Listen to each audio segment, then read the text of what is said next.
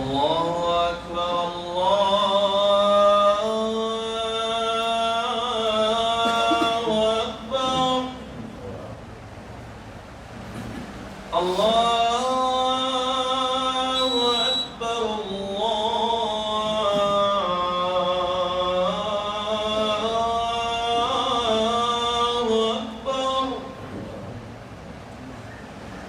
أشهد أن لا إله إلا الله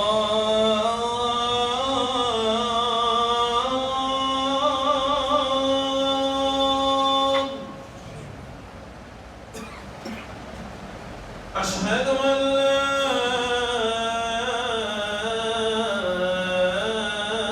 إله إلا الله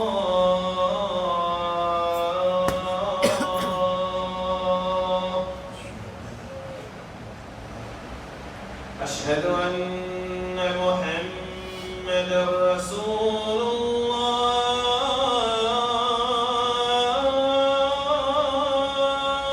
الله أشهد أن محمدًا رسول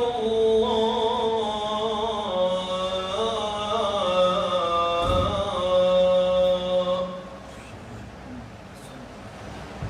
حي على الصلاة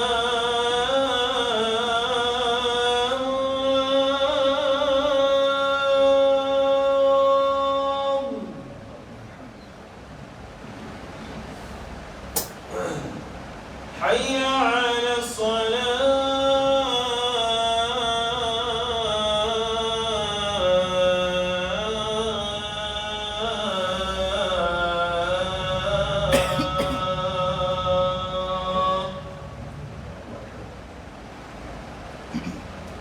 حي على الفلاح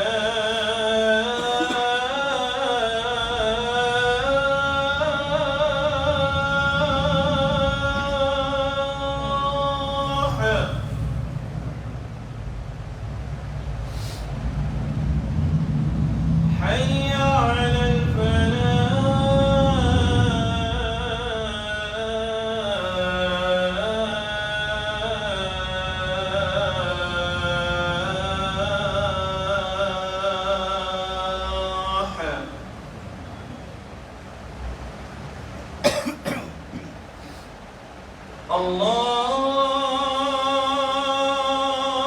الله أكبر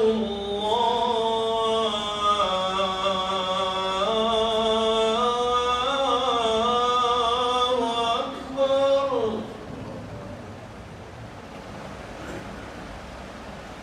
لا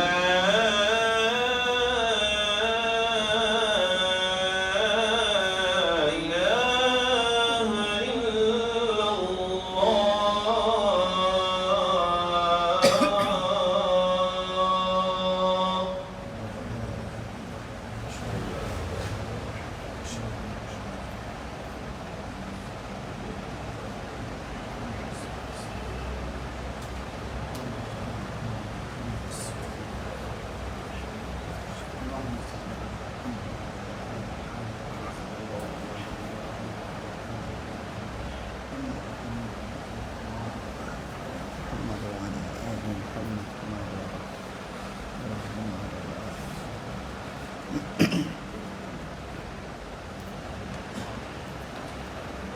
إن الحمد لله نحمده ونستعينه ونستغفره ونعوذ بالله من شرور أنفسنا ومن سيئات أعمالنا من يهده الله فلا مضل له ومن يضلله فلا هادي له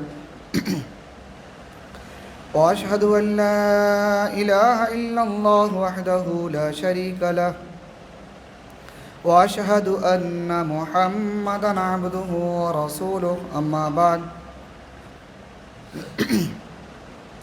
فإن خير الحديث كتاب الله وخير الهدي هدي محمد صلى الله عليه وسلم وشر الأمور محدثاتها وكل محدثة بدعة وكل بدعة ضلالة وكل ضلالة في النار. أعوذ بالله السميع العليم من الشيطان الرجيم. بسم الله الرحمن الرحيم. يا أيها الناس اتقوا ربكم الذي خلقكم من نفس واحدة وخلق منها زوجها وبث منهما رجالا كثيرا ونساء واتقوا الله الذي تساءلون به والأرحام إن الله كان عليكم رقيبا. يا أيها الذين آمنوا اتقوا الله حق تقاته ولا تموتن إلا وأنتم مسلمون. يا أيها الذين آمنوا اتقوا الله وقولوا قولا سديدا يصلح لكم أعمالكم ويغفر لكم ذنوبكم ومن يطع الله ورسوله فقد فاز فوزا عظيما. وقال الله تعالى في مقام آخر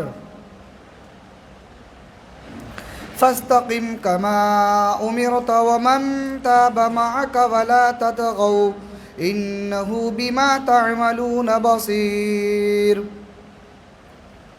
رب اشرح لي صدري ويسر لي أمري واحلل عقدة من لساني يفقه قولي. رب زدني علما اللهم رب زدني علما آمين. حاضرین جمعہ، دینی ملی بھائیوں، بزرگوں، نوجوان دوستوں، عزیز بچوں، پردہ نشین اسلامی ماں و بہنوں،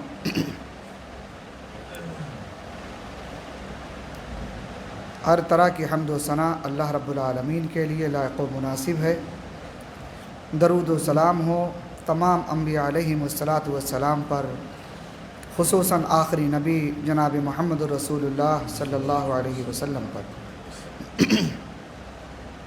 اللہ رب العالمین نے جنہیں اس کائنات کے اندر ہم تمام کے لیے رہبر و رہنما، اغوا پیشوا بنا کر بھیجا ہے. محترم حاضرین، خطبہ جمعہ کے لیے آج میں نے جس موضوع کا انتخاب کیا ہے وہ ہے اصلاح معاشرہ کے 5 بنیادی اہم نکات. رب العالمین سے دعا گو ہوں کہ اللہ رب العالمین مجھے حق بات کہنے کی اور سب سے پہلے مجھے پھر ہم تمام کو اس پر عمل کرنے کی توفیق عطا فرمائے. آمین. سورہ ہود آیت نمبر 112، میں نے ایک آیت آپ کے سامنے تلاوت کیا ہے.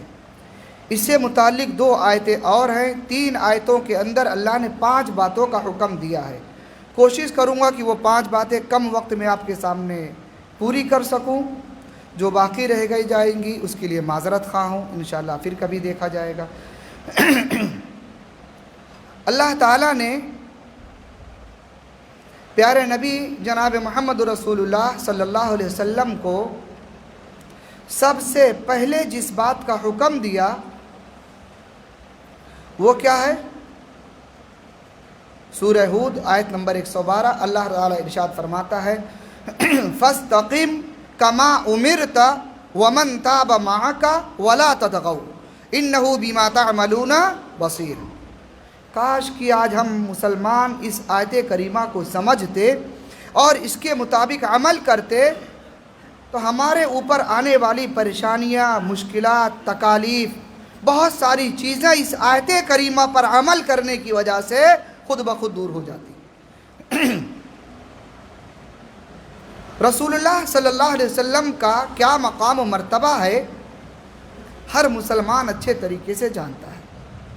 اگر اللہ رب العالمین کسی بات کا اپنے نبی کو پابند کر سکتا ہے کہ میرے نبی تمہارے لیے یہ چیز ضروری ہے، یہ کام کرنا ضروری ہے، تو آپ بتائیں امت کے لیے وہ کام کتنا ضروری ہوگا. آج ہم اور آپ بڑے فخر سے کہتے ہیں الحمدللہ ہم پیارے نبی جناب محمد رسول اللہ صلی اللہ علیہ وسلم کی امت ہے، اور فخر ہونا بھی چاہیے ہمیں اس بات پر۔ لیکن صرف نسبت جوڑنے سے، ہم اپنی نسبت اپنے نبی سے جوڑ لیں تو کیا نسبت کی بنیاد پر کامیابی ملنے کی امید ہے؟ اگر نسبت کی بنیاد پر کامیابی ملتی تو حضرت نوح علیہ السلام کا بیٹا کیوں غرق ہوتا، کیوں مجرمین میں شامل ہوتا؟ حضرت لوط علیہ السلام کی بیوی کیوں کافرین کے ساتھ شامل ہوتی، کیوں اللہ کے عذاب کا شکار ہوتی؟ اور خود ہمارے آخری نبی جناب محمد رسول اللہ صلی اللہ علیہ وسلم، آپ کا پورا خاندان اور خاندان کا وہ فرد جس نے زندگی بھر اپنی بھی اور اپنے تمام گھر خاندان کی جان نبی پر نشاور کیا اور یہ کوشش کیا کہ میرے بھتیجے کو تکلیف نہ ہونے پائے، میری اولاد کو تکلیف ہو جائے، مجھے ہو جائے منظور ہے لیکن میرے بھتیجے کو تکلیف نہ ہونے پائے۔ کون؟ چچا ابو طالب۔ اگر نسبت سے کام چلتا تو اللہ تعالیٰ انہیں جہنم کی وعید نہیں سناتا۔ یاد رکھیے گا، ہم اور آپ اگر اپنی نسبت اپنے نبی کی طرف کرتے ہیں تو ہم جتنے فخر کے ساتھ اپنی نسبت اپنے نبی کی طرف کرتے ہیں اتنے ہی فخر کے ساتھ ہر مسلمان کو نبی کے حکم پر عمل بھی کرنا چاہیے۔ جہاں اللہ اس کے رسول کی بات آ جائے بلا اختلاف ہر مسلمان کو اپنا سر اس کے آگے جھکا دینا چاہیے۔ اتباع تو اسی کا نام ہے نا،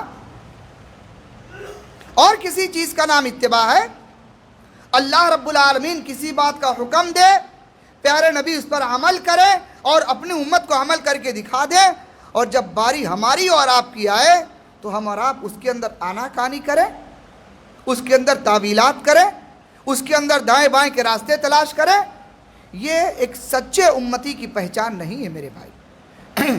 سچا امتی وہ ہے جہاں اللہ اس کے رسول کی بات آئی آمنا و صدقنا، اس نے ایمان لایا اور صدق کے دل سے اسے قبول کر لیا۔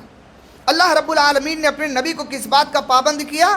پہلی بات جو اللہ تعالیٰ نے اپنے نبی کو جس بات کا پابند کیا وہ کیا ہے؟ اللہ نے فرمایا فاستقم کما امرت، اے میرے نبی آپ جم جائیے اس بات پر جس کا آپ کو حکم دیا جا رہا ہے۔ فاستقم، جم جاؤ اس کے اوپر، کما امرت، جیسا آپ کو حکم دیا جا رہا ہے، یعنی جو کرنے کے لیے کہا جا رہا ہے بس وہی اتنا تمہیں کرنا ہے، اپنی مرضی سے کچھ کر نہیں سکتے۔ اگر نبی کو کہہ دیا گیا کہ جم جاؤ تو کس بات پر جمنے کا حکم دیا ہے؟ اور وہ بھی آگے کہا جیسا آپ کو حکم دیا جا رہا ہے، یعنی گویا کہ معاملہ یہ ہے اپنی مرضی کا دخل مت دیجئے، جیسا میں کہہ رہا ہوں ویسا ہی کر لیجئے، کامیابی اسی کے اندر ہے۔ گویا اللہ رب العالمین نے نبی سے کہا کہ ویسے ہی کرو جیسا میں کہہ رہا ہوں، اور اس کے آگے اللہ رب العالمین نے کیا کہا؟ وَمَن تَابَ مَعَكَ وَلَا تَطْغَوْا، دیکھو اور جو تمہارے ساتھ ہیں نا، جنہوں نے توبہ کیا ہے، تم پر ایمان لایا ہے، جو تمہارے ساتھ ہیں ان کے لیے بھی یہی حکم ہے جو آپ کے لیے ہے۔ اور اسی آیت کریمہ میں دوسرا پوائنٹ جو اللہ نے بیان کیا وہ کیا ہے؟ وَلَا تَطْغَوْا، سرکشی نہ کرنا۔ سرکشی کے معنی اللہ کے حکم سے بغاوت نہ کرنا، جس چیز کا حکم اللہ نے دے دیا اس کے اندر دائیں بائیں کے راستے مت تلاش کرنا، اپنی مرضی کا دخل مت دینا۔ اگر جو تمہیں سمجھ آئے یا نہ آئے، جس چیز کا حکم تمہیں دے دیا گیا ہے عمل وہی کرنا ہے تمہیں۔ اب اس کے اندر اپنا فائدہ تلاش کرو، اپنا نفع تلاش کرو، اور یہ کہو کہ یہ کام کرنے میں اگر فائدہ ہے تو خوش دلی سے قبول کریں گے، اور اگر فائدہ نہیں ہے تو دائیں بائیں کے راستے تلاش کریں گے۔ تو یہ ایک سچے امتی کی پہچان۔ اللہ نے کس بات کا حکم دیا؟ اللہ نے کہا فاستقم، جم جاؤ، کما امرتا، جیسا آپ کو کہا جا رہا ہے۔ تو اللہ نے کس چیز پر جمنے کے لیے کہا؟ اللہ کے نبی صلی اللہ علیہ وسلم کی حدیث، پیارے نبی جناب محمد رسول اللہ صلی اللہ علیہ وسلم فرماتے ہیں اپنی امت کو تعلیم دیتے ہوئے جو اللہ رب العالمین نے جمنے کا حکم دیا تو نبی نے اپنی امت کو خطاب کرتے ہوئے فرمایا، اے لوگو قل آمنت باللہ فاستقم، لوگو کہو میں ایمان لایا اللہ پر، قل آمنت باللہ، کہو میں ایمان لایا اللہ پر، اور اگر اللہ پر ایمان لائے تو فاستقم، جم جاؤ اس کے اوپر، اب تمہیں دائیں بائیں کرنے کی ضرورت نہیں ہے۔ اسی کا نام کیا ہے؟ اتباع اور فرما برداری ہے۔ اگر ہم یہ چاہتے ہیں ہمارا سماج، ہماری سوسائٹی ایک اچھی سوسائٹی بن جائے، ایک اچھا سماج بن جائے، تو اس آیت کریمہ کی روشنی میں ہر مسلمان کو اللہ اس کے رسول کا صحیح معنوں میں متبع و فرما بردار بننا پڑے گا۔ جب اللہ نے کہہ دیا نبی کو کہ جم جاؤ، اگر نبی کو یہ حکم ہو سکتا ہے تو نبی سے زیادہ یہ حکم امت کے لیے ضروری ہے۔ فاستقم، جم جاؤ، کما امرتا، جیسا آپ کو حکم دیا گیا ہے۔ اور آگے کیا کہا؟ جو لوگ آپ کے ساتھ توبہ کی، ومن تاب معک، جو توبہ کر کے آپ کے ساتھ شریک ہو گئے، مطلب جو لوگ ایمان لائے، ابھی تک مومن نہیں تھے، ایمان لا لیے ہیں، اب جو مسلمان ہو گئے ان کو بھی آپ کے ساتھ دین پر ایسے ہی جمنا ہے جیسے آپ کو حکم دیا گیا ہے۔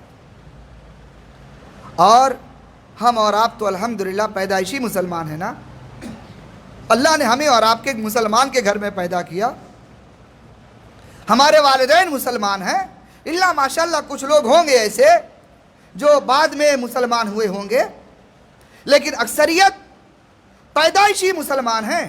اس کے باوجود اگر ہم یہ آیت کریمہ نہ سمجھ سکیں اور اس پر عمل نہ کر سکیں اور اپنے آپ کو دین پر ثابت قدم نہ رکھ سکیں تو کہیں نہ کہیں دوستو ہمارے ایمان کے اندر کمی باقی رہ جاتی ہے۔ دوسری بات اللہ نے کیا کہا؟ وَلَا تَطْغَوْا، دیکھو سرکشی نہ کرنا، اللہ کے قانون سے بغاوت نہ کرنا، جس چیز کا حکم دیا جا رہا ہے عمل اسی کے مطابق کرنا، اس کے برخلاف کوئی دوسرا عمل نہیں کرنا۔ تھوڑی دیر رک کر کے ایک پوائنٹ آپ کو بتانا چاہتا ہوں۔ آج ہمارے سماج کے اندر، ہماری سوسائٹی کے اندر بہت سارے ایسے لوگ ہیں جن سے ملاقات کی جاتی ہے، حالات دریافت کیے جاتے ہیں، خیر خیریت پوچھی جاتی ہے، لوگ حالات کا رونا روتے ہیں، شکایتیں کرتے ہیں۔ کچھ لوگوں کو اپنی اولاد سے شکایت ہے، کچھ لوگوں کو اپنے گھر خاندان سے شکایت ہے، کچھ لوگوں کو اپنے پڑوسیوں سے شکایت ہے، بہت سارے لوگوں کا ایک دوسرے سے شکایتیں ہیں۔ کیا ہم نے کبھی ان تمام چیزوں کو سمجھنے کی کوشش کیا کہ یہ ساری شکایتیں جو ہیں یا ہمارے آپ کے بیچ میں جو تھوڑی سی دوری ہے، نا اتفاقی ہے، اس کو کیسے ختم کیا جا سکتا ہے؟ اس کا بھی حل اللہ رب العالمین نے قرآن کریم کے اندر بتایا ہے۔ میں یہاں پر دیکھ رہا ہوں جمعہ کے اندر شریک ہونے والے بہت سارے ایسے لوگ ہیں جن کی عمر تقریباً 40 سال ہو چکی ہے یا 40 سال سے زائد ہیں۔ کچھ ایسے بھی ہیں جو 40 سال پہنچنے والے ہیں، کچھ ایسے بھی ہیں جو 30-35 سال۔ الغرض ایک اندازے کے مطابق اوسطاً 40 سال کی عمر کے لوگ زیادہ یہاں پر موجود ہیں۔ قرآن کریم میں اللہ رب العالمین نے ان لوگوں کے لیے جن کی عمر 40 سال ہو گئی ہے، کسی بھی معاملے میں حیران پریشان ہے، اللہ نے ایک بہترین ایک جامع دعا سکھایا ہے۔ آپ نے جتنی مرتبہ قرآن کریم پڑھا ہوگا وہ آیت کریمہ آپ کی نگاہوں سے گزری ہوگی۔ 26واں پارہ پڑھا ہے آپ نے، سورہ احقاف پڑھا ہے آپ نے۔ سورہ احقاف کے اندر آیت نمبر 14 آپ کھولیں، بڑی لمبی چوڑی بحث اللہ رب العالمین نے کیا ہے ماں باپ کے تعلق سے، ان کی وصیتوں کے تعلق سے، لیکن آگے چل کر کے اللہ رب العالمین نے اسی آیت کریمہ کے اندر فرمایا حتی اذا بلغ اشدہ، وبلغ 40 سنۃ۔ اللہ نے فرمایا کہ لوگوں جو 40 سال کی عمر کو پہنچ گیا ہے اس کو اس دعا کا اہتمام کرنا چاہیے۔ کاش کہ ہمارے مسلمان اس دعا کو پڑھتے، اس کو سمجھتے، تو جن کے حالات خراب ہیں، جن کے آپسی تعلقات اچھے نہیں ہیں، گھر خاندان کا معاملہ ہے، رشتے ناتے کا معاملہ ہے، بھائی بھائی کا معاملہ ہے، باپ بیٹے کا معاملہ ہے، شوہر بیوی کا معاملہ ہے، ماں بیٹی کا معاملہ ہے، ساس بہو کا معاملہ ہے، کسی کا بھی معاملہ ہے، مجھے یقین ہے، امید ہے، اگر کوئی شخص دل و جان سے اس دعا پر عمل کرے، یقیناً اللہ رب العالمین اس کے حالات کو بہت جلدی بدل کر کے رکھ دے گا، کیونکہ دلوں کا مالک کون ہے؟ اللہ رب العالمین ہے۔ ہمارے جس سے تعلقات اچھے نہیں ہیں اس کا بھی دل اللہ رب العالمین کے ہی دست قدرت میں ہے، اور ہمارا بھی دل اللہ رب العالمین کے ہی پاس میں ہے۔ اسی لیے پیارے نبی نے دعا سکھایا، نماز کے بعد دعا کیا کرو، یا مقلب القلوب ثبت قلبی علی دینک۔ نبی نے دعا سکھایا ہے نا، اے دلوں کو بدلنے والے، اے دلوں کو پھیرنے والے، اے دلوں کو الٹ پلٹ کرنے والے، میرے دل کو ثبت قلبی علی دینک، میرے دل کو اپنے دین کے اوپر تو جما دے۔ آج کتنے لوگ ایسے ہیں جو دعاؤں کا اہتمام نہیں کرتے، باقی تمام چیزوں کا اہتمام کرتے ہیں۔ اللہ رب العالمین نے سورہ احقاف کے اندر جو دعا سکھایا ہے وہ کیا ہے؟ حتی اذا بلغ اشدہ وبلغ 40 سنۃ وقال رب اوزعنی ان اشکر نعمتک التي انعمت علی وعلی والدی وان اعمل صالحا ترضاه واصلح لی فی ذریتی انی تبت الیک وانی من المسلمین۔ یہ بڑی جامع دعا ہے، پوری آیت کریمہ، پوری دعا میں نے آپ کے سامنے پڑھ دیا، اور آپ کو ضرورت ہوگی انشاءاللہ آپ کے امام صاحب بھی آپ کو وہ چیز قرآن کریم کے اندر دکھا سکتے ہیں۔ اس کا ترجمہ کیا ہے؟ اللہ نے جس بات کا پابند کیا ہے، سب سے پہلے دین پر جمنے کا پابند کیا نا، نبی کو حکم دیا فاستقم، جم جاؤ اس کے اوپر، جو دین پر جمے گا اسی کے لیے یہ آیت کریمہ ہے، جو دین پر ثابت قدم رہے گا اسی کے لیے جامع دعا اللہ رب العالمین نے دیا ہے۔ ترجمہ کیا ہے؟ اللہ نے فرمایا حتی اذا بلغ اشدہ، اگر تمہاری عمر 40 سال کو پہنچ گئی، وبلغ 40 سنہ یا اس سے زیادہ ہو گئے، تو اللہ تعالیٰ سے کہو قال رب اوزعنی، اے اللہ تم میری مدد فرما۔ اب اللہ تعالیٰ سے مدد مانگو، ایسا نہیں کہ آپ 20-22 سال کے ہو تو آپ کو مدد کی ضرورت نہیں ہے، اس وقت بھی ضرورت ہے، لیکن یہ 40 سال کا معاملہ اللہ نے جو رکھا ہے نا، 40 سال کے بعد انسان اب چڑھائی کو نہیں جاتا بلکہ ڈھلان اس کا شروع ہو جاتا ہے، جس کو اللہ کے نبی صلی اللہ علیہ وسلم نے کیا کہا؟ کہولت کی عمر کہا ہے۔ عام طور سے لوگوں کو دیکھیں، میں نے تو کچھ ایسے بھی لوگوں کو دیکھا ہے جو ابھی 40 سال کو نہیں پہنچے مگر زمین پر سجدہ کرنے سے بھی محتاج ہو گئے ہیں۔ ہم نے کرسیوں پر نماز پڑھتے ہوئے دیکھا ہے۔ 40 سال کی عمر کے بعد لوگوں کی صحت ساتھ دینا دھیرے دھیرے کم کر دیتی ہے، آپ درد کے شکار ہو جاتے ہیں، ہاتھ پیر میں درد، گھٹنوں میں درد، نہ جانے نئی نئی بیماریاں آ کر کے گھیر لیتی ہیں، اور جو لوگ اس سے محفوظ ہیں انہیں تو اللہ تعالیٰ کا بہت زیادہ شکریہ ادا کرنا چاہیے، اور جتنا ہو سکے کثرت کے ساتھ زمین پر سجدہ کرنے کا پابند بننا چاہیے۔ اللہ رب العالمین نے فرمایا کہو رب اوزعنی، اے اللہ تو میری مدد فرما، کس چیز پر؟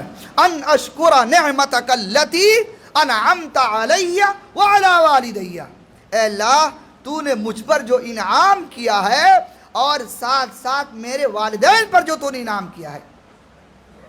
اللہ نے بہت سارا انعام کیا نا، ہمیں صحت دیا اللہ کا انعام، روزی دیا اللہ کا انعام، دنیا کے اندر آپ کو رہنے کے لیے مکانات دیا، اور نہ جانے کیا کیا اللہ نے آپ کو دیا ہے، لیکن ان تمام چیزوں سے بڑھ کر کے اللہ نے اگر آپ کو ایمان دیا ہے، اس سے بڑا انعام آپ کا کچھ ہو سکتا ہے؟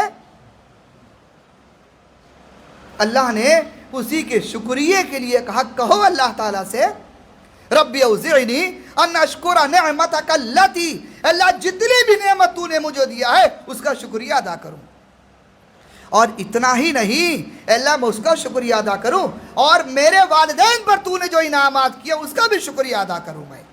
گویا اس ایک آیت کریمہ کے اندر اگر ہم پڑھتے ہیں تو اپنی طرف سے بھی اور اپنے والدین کی طرف سے بھی شکریہ اللہ رب العالمین کا ادا کر رہے ہیں۔ بتائیے آپ ایک کام کریں، آپ کے والدین کی طرف سے بھی اگر کافی ہو جائے تو کتنے خوش نصیب ہیں آپ۔ اللہ رب العالمین نے فرمایا کہو اس بات کو، ربی اوزعنی ان اشکر نعمتک التی انعمت علی وعلی والدی، اللہ جو تو نے مجھ پر کیا اور میرے والدین پر کیا ہے۔ اور آگے کیا کہا اللہ تعالیٰ نے، وان اعمل صالحا ترضا، نیک عمل کی توفیق کون دیتا ہے؟ آپ کو سجدوں کی توفیق کون دیتا ہے؟ عبادات کی توفیق کون دیتا ہے؟ دنیا میں کتنے ایسے لوگ ہیں جنہیں اللہ نے بہت کچھ دیا ہے، بڑی دولتوں سے نوازا ہے، لیکن اللہ نے انہیں سجدے کی توفیق چھین لیا ان سے، ان کو اپنے سامنے جھکنے کی توفیق اللہ نے نہیں دیا۔ بڑا ہی بدنصیب ہے وہ شخص جسے دنیا کی ساری دولت مل گئی لیکن اللہ کے سامنے اگر جھکنے کا موقع نہیں ملا، اس سے بڑا بدنصیب انسان دنیا کے اندر اور کوئی نہیں ہے۔ اللہ نے کہا کہو اس بات کو، وَأَنْ آمَلَ صَالِحًا تَرْضَى، اے اللہ تو مجھے وہ عمل کرنے کی توفیق دے جس سے تو راضی ہو جائے۔ وَأَنْ آمَلَ صَالِحًا تَرْضَى، اے اللہ نیک عمل کروں، ترضا جس سے تیری رضامندی حاصل کروں، جس سے تو راضی ہو جائے پروردگار۔ اگر آپ اللہ تعالیٰ سے یہ کہو گے کہ اللہ وہ عمل کرنے کی توفیق دے جس سے تو راضی ہو جائے، تو بتائیے کیا اللہ رب العالمین آپ کو ایسا کام کرنے کی توفیق دے گا جس سے اللہ ناراض ہوتا ہے؟ توفیق تو اللہ ہی تعالیٰ دیتا ہے نا۔ رب العالمین آپ کو وہ توفیق دے گا جس سے اللہ رب العالمین جس عمل سے راضی ہو جائے۔ تو اللہ نے فرمایا کہو اس بات کو، وَأَنْ آمَلَ صَالِحًا تَرْضَى، اور آگے کیا کہا، وَأَصْلِحْ لِي فِي ذُرِّيَّتِي۔ کتنے لوگ ایسے ہیں جو اپنی اولاد سے پریشان ہیں؟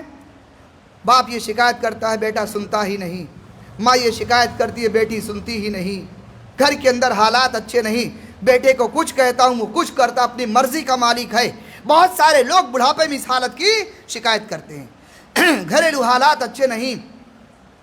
بعض مرتبہ تو کچھ والدین نے یہاں تک کہا کہ آپ اکیلے میں میرے بچے کو مل کر کے کچھ سمجھائیے، اس کو نصیحت کیجئے، لیکن دیکھیے ہمارا نام نہیں لینا، اس کو ایسا نہ لگے کہ آپ کے والد نے سمجھانے کے لیے کہا، اس کی اصلاح کرنے کے لیے، یعنی اس قدر ڈر اور خوف بھی اس کے والدین کے اندر موجود ہے کہ اگر اولاد کو معلوم ہو گیا کہ ابا نے بھیجا ہے تو کہیں ایسا نہ ہو کہ اختلاف بڑھ جائے۔ جو والدین اپنی اولاد سے پریشان ہیں اللہ نے ان کے لیے بھی یہ دعا سکھایا اسی آیت کریمہ کے اندر۔ اللہ نے کہا کہو اس بات کو، وَأَنْ آمَلَ صَالِحًا تَرْضَى وَأَصْلِحْ لِي فِي ذُرِّيَّتِي، اے اللہ میری ذریت کی تو اصلاح کر دے، میری نسلوں کی تو اصلاح کر دے۔ اب آپ بتائیے جس کے گھر خاندان کے اندر اگر ایک حافظ عالم موجود ہے، اللہ تعالیٰ یہ سلسلہ اگر بڑھا دے اس کے گھر خاندان میں اس دعا کے بدلے، تو آپ کتنے بڑے خوش نصیب ہیں۔ میں ایسے بھی لوگوں کو جانتا ہوں جن کے گھر خاندان کے اندر مکمل طور پر سب حافظ اور عالم موجود ہیں۔ کتنے خوش نصیب ہوں گے وہ والدین جنہوں نے اپنی اولاد کو دنیا کے اندر دینی علم سے نوازا، دینی علم سے مالا مال کیا، اس لیے تاکہ میں نہ بھی رہوں، میری اولاد نے کام کرے تو اللہ رب العالمین اس کے اندر میرا بھی حصہ شامل کر دے۔ میرے بھائی کیا ہم نہیں چاہتے ہماری موت کے بعد کم از کم اولاد اس لائق ہو جو ہاتھ اٹھا کر کے دعا تو کر سکے، جو یہ کہے تو صحیح رب ارحمہما کما ربیانی صغیرا، اے اللہ میرے والدین تھے دنیا سے رخصت ہو گئے، پروردگار تو ان پر رحم فرما۔ جب ہم اپنی اولاد کو اس لائق بنائیں گے تب وہ جا کر کے ہمارے لیے دعا کریں گے۔ تو اللہ نے اولاد کی اصلاح کے لیے بھی اس آیت کریمہ کے اندر دعا سکھایا، اور کیا کہا، وَأَصْلِحْ لِي فِي ذُرِّيَّتِي، اپنی اولاد کے لیے بھی اور اپنی آنے والی نسلوں کی اصلاح کے لیے بھی دعا کرتے رہو۔ اور آخری بات اللہ نے اس آیت کریمہ میں جو کہا وہ کیا ہے؟ بندہ کتنا بھی طاقتور ہو، کتنا بھی مضبوط ہو، کتنا بھی دنیا کے اعتبار سے پاورفل ہو، لیکن گناہ، غلطیاں، خطائیں ہر ایک سے ہوتی ہیں۔ اور معاف کرنے والا کون ہے؟ کیا اللہ کے علاوہ کوئی ہے جس سے آپ معافی کی امید کر سکے؟ کوئی آپ کو معاف کر سکے؟ اللہ نے اسی آیت کریمہ میں آخر میں فرمایا، کہو اللہ تعالیٰ سے انی تبت الیک و انی من المسلمین، پروردگار میں تیرے سامنے توبہ کرتا ہوں۔ انی تبت الیک، اے اللہ میں تیرے سامنے توبہ کرتا ہوں، تو میری توبہ کو قبول فرما لے۔ وَإِنِّي مِنَ الْمُسْلِمِينَ، اور اپنے مسلمان ہونے کا اقرار کرو اللہ تعالیٰ کے سامنے۔ میرے بھائی، یہ اتنی جامع دعا اللہ کی قسم جب سے یہ میری نگاہوں کے سامنے سے گزری ہے، میں نے اکثر اس کے پڑھنے کا اہتمام کر دیا، کیونکہ میری بھی عمر 40 سال کے اوپر ہو چکی ہے، اور جتنے لوگ یہاں پر موجود ہیں میں ہر ایک سے کہتا ہوں میرے بھائی، اس آیت کریمہ کو اپنی زندگی کا ایک حصہ بنا لو۔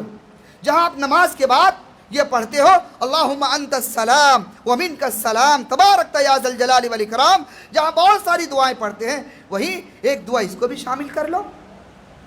بہت ممکن ہے اس دعا کا اہتمام کرنے کی وجہ سے اللہ ہماری نسلوں کی اصلاح کر دے۔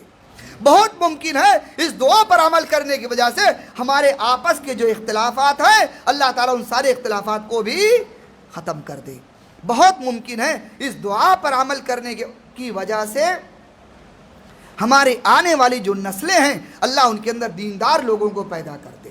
میرے بھائیوں، وقت ختم ہوا، معذرت چاہتا ہوں۔ ایک بات میں نے آپ کے سامنے رکھا ہے، انشاءاللہ پھر کسی موقع پر۔ یہ پہلا پوائنٹ تھا جس کے اندر اللہ رب العالمین نے نبی کو حکم دیا کہ دین پر جم جاؤ، اور یہ ساری باتیں جو میں نے آپ سے کہا ہے، جب آپ دین پر جمیں گے تب اللہ رب العالمین آپ کو عمل کی توفیق دے گا۔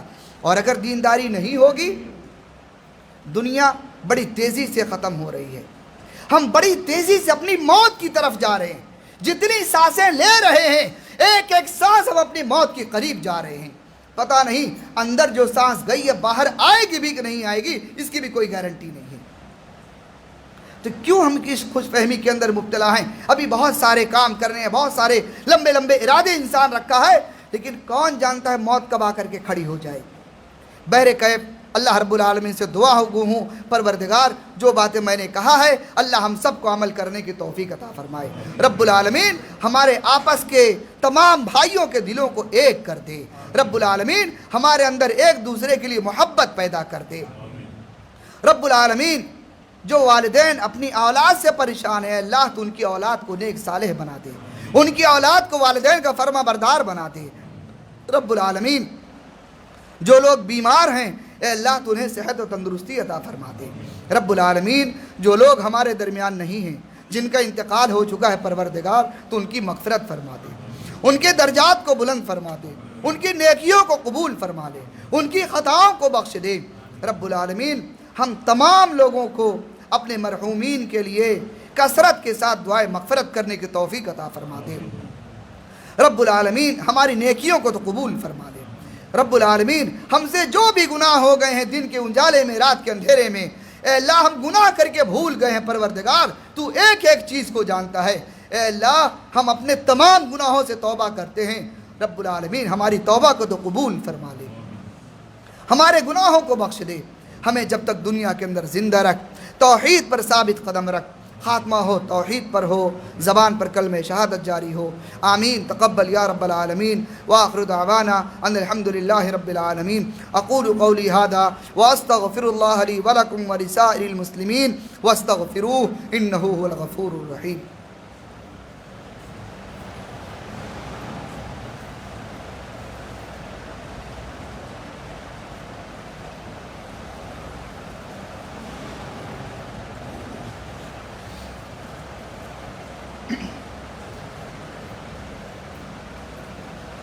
ان الحمد للہ نحمده ونستعینه ونستغفره ونعوذ بالله من شرور أنفسنا ومن سيئات أعمالنا من يهده الله فلا مضل له ومن يضلله فلا هادي له وأشهد أن لا إله إلا الله وحده لا شريك له وأشهد أن محمدا عبده ورسوله اللهم صل على محمد وعلى آل محمد كما صليت على إبراهيم وعلى آل إبراهيم إنك حميد مجيد اللهم بارك على محمد وعلى آل محمد كما باركت على إبراهيم وعلى آل إبراهيم إنك حميد مجيد عباد الله رحمكم الله إن الله يأمر بالعدل والإحسان وإيتاء ذي القربى وينهى عن الفحشاء والمنكر والبغي يعظكم لعلكم تذكرون أقيموا الصلاة